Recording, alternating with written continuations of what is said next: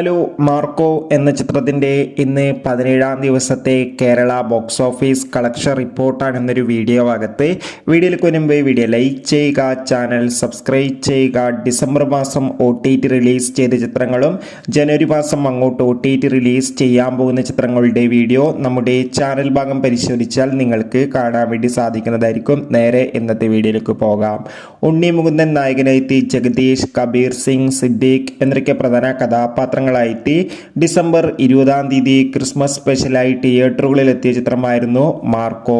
ചിത്രത്തിന് അതിഗംഭീരമായ positive response ആയിരുന്നു ആദ്യ ദിവസം മുതൽ തന്നെ ലഭിച്ചിട്ടുണ്ടായിരുന്നത്.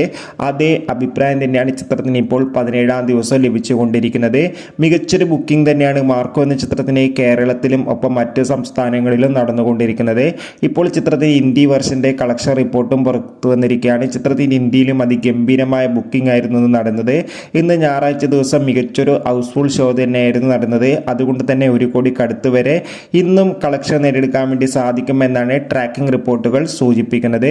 കാത്തിരിക്കാം എന്തായാലും മാർക്കോ എന്ന ചിത്രത്തിൻ്റെ കൂടുതൽ ബോക്സ് ഓഫീസ് കളക്ഷൻ റിപ്പോർട്ടിനായി. ബൈ.